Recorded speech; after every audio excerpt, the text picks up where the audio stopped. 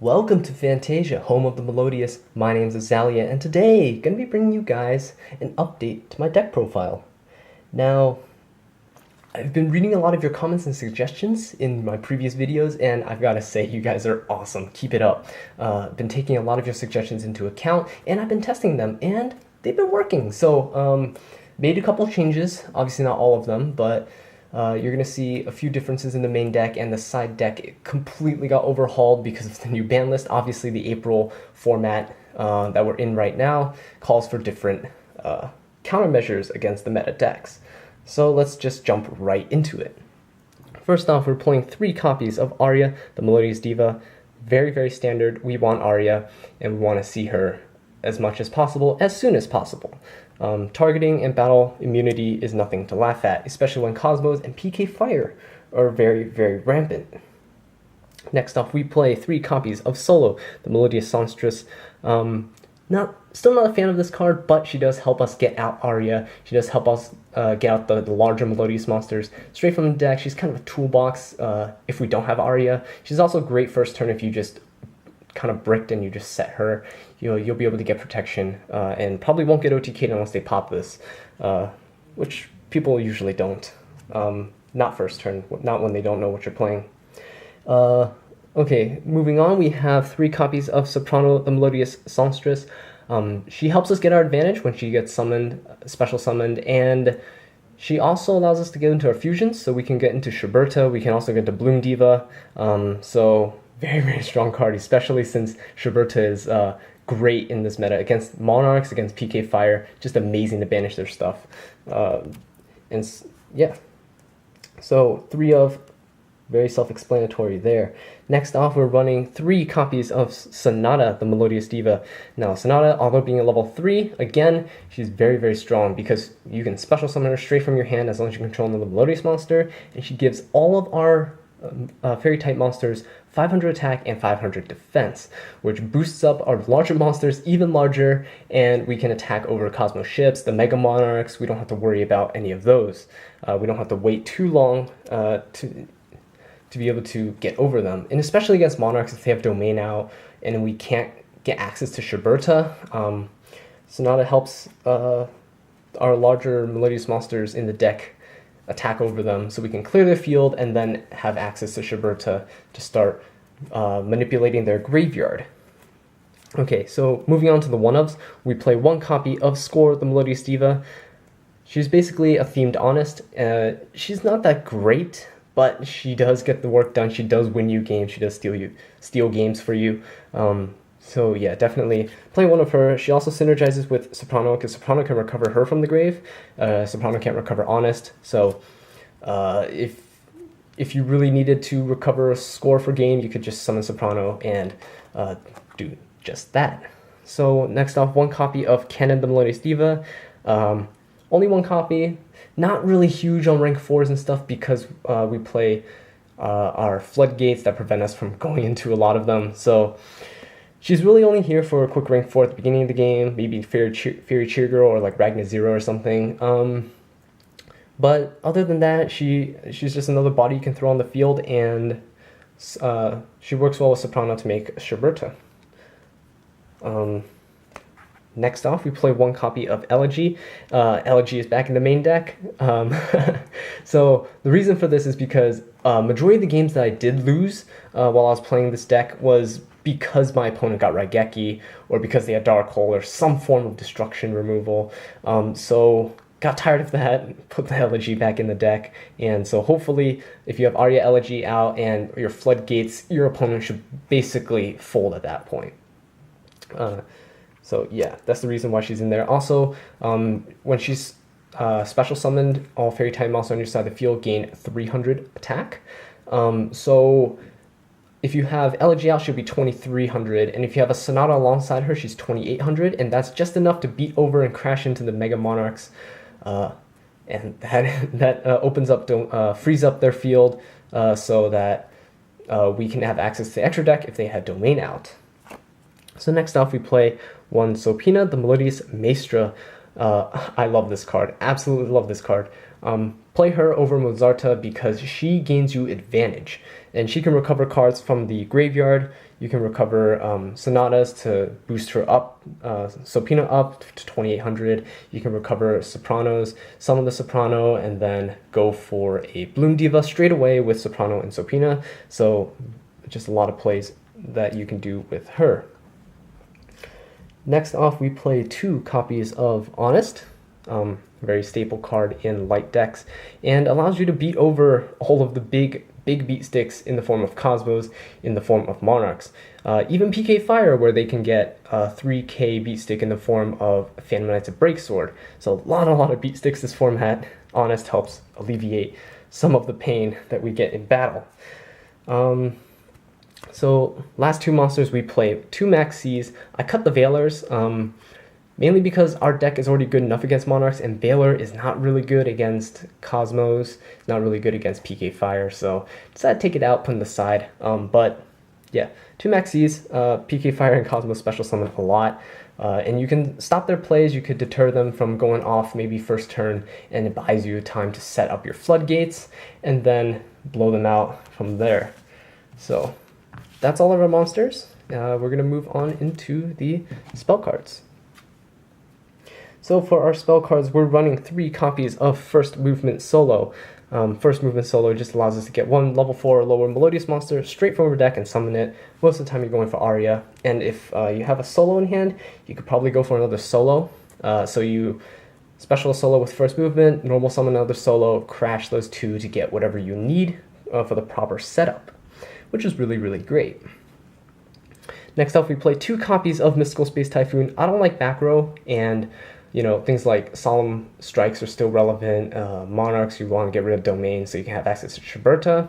And also because Cosmos have Cosmojo, and Cosmojo, basically, all they need to do is resolve one of them, banish your Aria, and they've got game.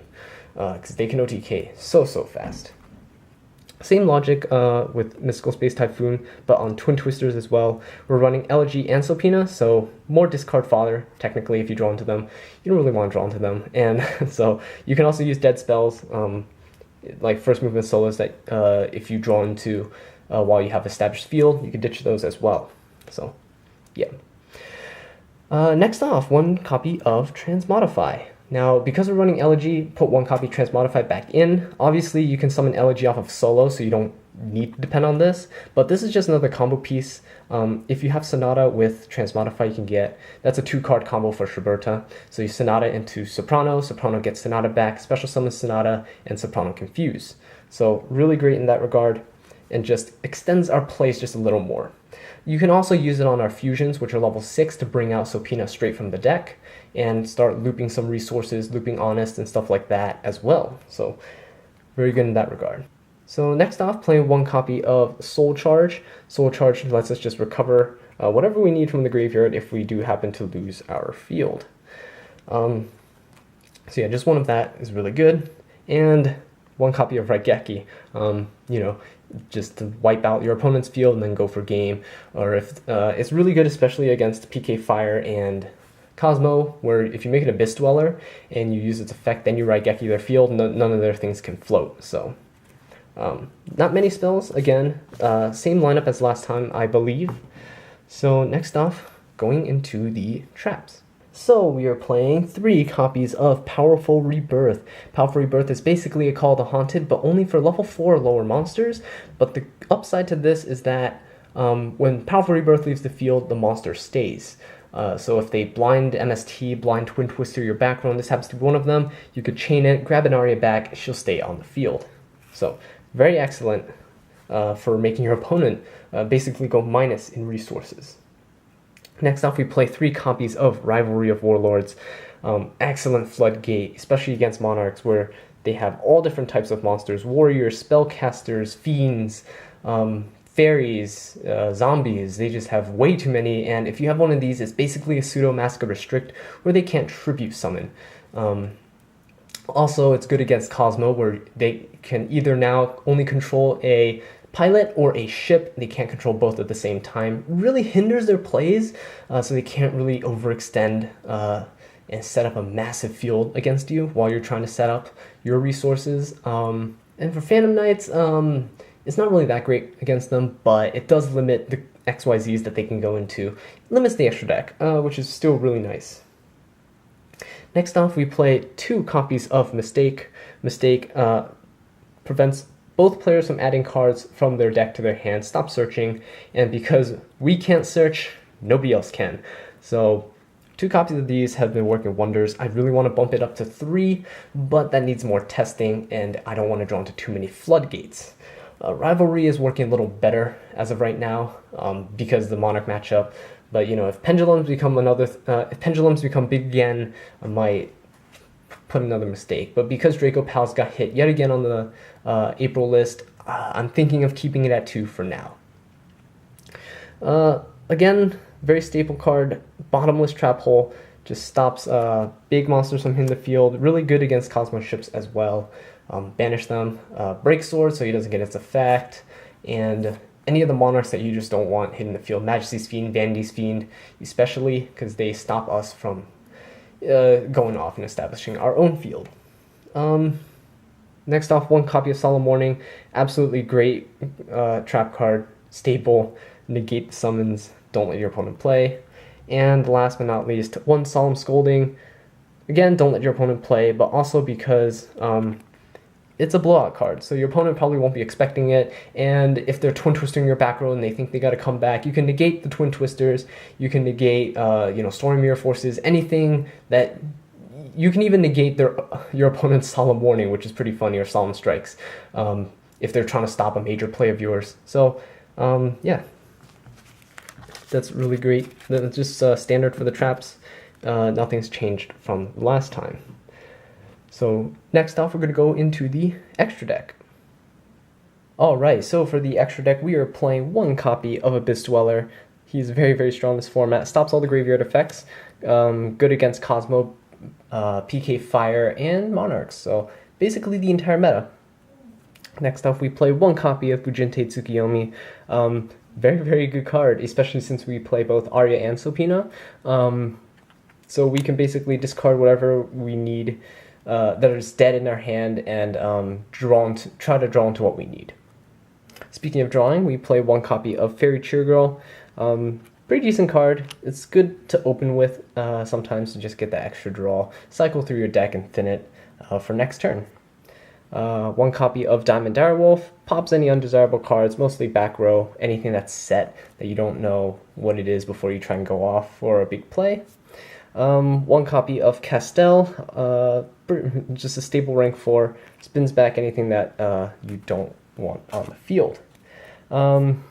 We play 1 copy of Ragna Zero. I explained this in my last video, but she's a fairy, and she's 2400 attack, so she works under Rivalry of Warlords. You can summon her and basically sit on her as a big beat stick.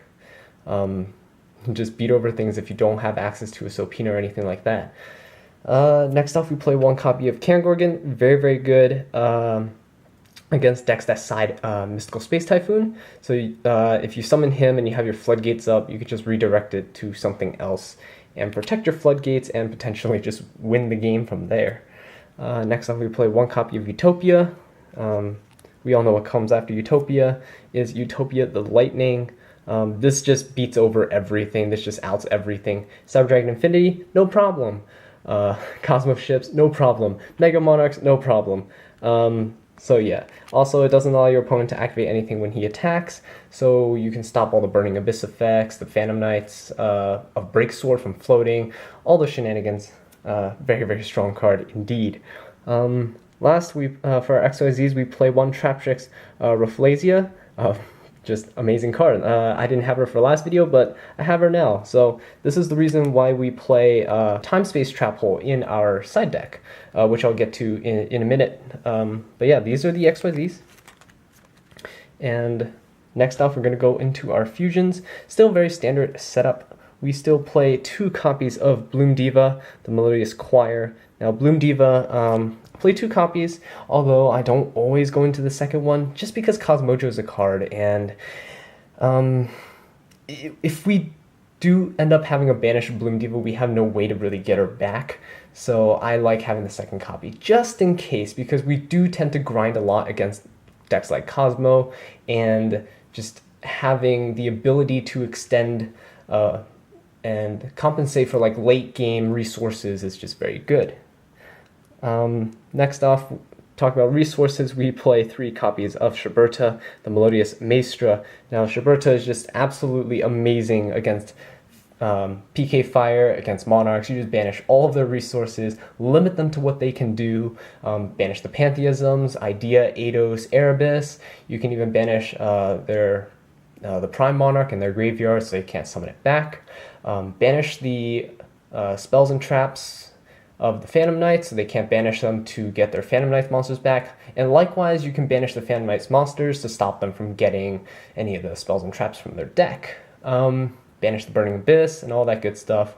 Also, just acts as a 3k beat stick against Cosmos. You can crash him into Dark Destroyer and go from there. So yeah, definitely very, very strong. Definitely needed at 3 in this deck. So moving on, we have the side deck. And we start off with 2 copies of Effect Veiler. Took them out of the main deck and bumped up the side deck count to 2. Just stop any decks that like to go first and have combos to go off. Next off, we play 2 copies of Flying Sea, more hand traps. Flying Sea is mainly against PK Fire, but you can also use them against Draco Pal variants, more rank 4 base decks, to stop them from going crazy on the first turn, or to stop them from making a particular monster that can out your field. Alright, next off, I love this card. Thank you for the suggestions. I forgot who made in the comments, but thank you very much for suggesting Sky Scourge Invisil. Now, Sky Scourge Invisil, she is a amazing monster. So if we tribute a light fairy type monster, basically it negates the effects of all spell cards while this is face up on the field. So with this, the reason I put this card in is because against the Monarch matchup, we have a lot of floodgates in our main deck already. So it's very likely that the Monarch player might side more spell trap removal, royal decrees, or even like trap eaters and stuff to get rid of it. But while they're doing that, they don't have any outs to this, our monsters, right? So what this card does is it stops them from playing anything. It shuts down their domain, it shuts down their march, their return, it shuts down all their search cards, it shuts down Pantheism, and especially Monarch Storm 4th. It just stops them completely dead in their tracks. Any deck that relies on spell cards very, very heavily, you can just side this in. Tribute, maybe a Sonata, Cannon, anything that you can just special summon and tribute real quick. This will basically win you the game. Speaking of spell cards, I only side 1. Twin Twisters, just for more back row heavy decks. Get rid of that stuff. I don't really like back row. And it's very likely that your opponent will try to side in Floodgates, game 2, Cosmo might try Skill Drain and stuff like that. So just be wary and side accordingly. Try to predict what your opponent's going to do. Now, next off, I play 1 copy of Chaos Trap Hole. Chaos Trap Hole is just amazing against the entire meta. Negates, it's basically a Solemn Warning, but it'll banish the monster instead of destroying it, and really good against the Monarchs for when they tribute, really good against Cosmos, and, PK Fire, Dante's Phantom Knights of Breaksword, they're light and dark respectively, so just amazing card in general. Next off, we play 1 Time Space Trap Hole. Because we play 1 Rafflesia, we can play this in the, we can side this in if we're playing against the Pendulum deck or something. And even if you don't make Rafflesia that often, you can, even if you draw it, you can set it, and it's still a really, really great card. Next off, we play 1 copy of Soul Drain. There's a lot of graveyard reliant decks out there right now. Cosmo need the graveyard to banish from. PK Fire need the graveyard, obviously, for all of their effects. Monarchs, not as much. I wouldn't side this against Monarchs, but Mermails, Mermail Atlanteans, oh my gosh, this thing is a blowout for them. So yeah, it just stops all of the effects of all their monsters that they send to the grave, stops their searching, stops their popping. It's just really nice. But you have to open with it, and it's limited to 1. So it's more or less, you have to get lucky, but in the long run, if you're grinding, it's not that bad to have. And grinding is not hard for us to do, obviously. So next off, we play 2 copies of Grisaille Prison. This is an amazing card. So if you don't know what it does, if you control a face-up monster that's tribute, ritual, or fusion summoned, until the end of your opponent's next turn, neither player can synchro or XYZ summon, and synchro and XYZ monsters cannot attack and their effects are negated. So this is absolutely devastating for decks that are XYZ or synchro based, especially because when we're siding, we can side out some of our floodgates for this, so it kind of speeds up our ability to pump out Shibertas, and as long as we control Shiberta, if you flip this for like the next turn, your opponent can't really do anything. And also, it stops your opponent from like F-zeroing you if the like Phantom Knights, they want to try to get over Arya or something like that. So, you know, it's pretty good overall. And last but not least, obviously, always the 3 Imperial Iron Walls, Cosmos, Phantom Knights, even Monarchs. This hurts them a lot. Just keep in mind that this stops Shiberta, but in those kinds of matchups, we don't really care as much because it hurts them way more than it hurts us, and we have other forms of beat sticks that we can use, including Honest and Score, to get over any big monsters that they do pump out, if they get them out. So, yeah, that's it for the side deck. So that about does it for this video. Thank you so much for watching, and if you enjoyed it or found this video helpful, leave a like, subscribe for more Melodious content, and leave a comment down below letting me know what I can do to improve. And until next time, take care.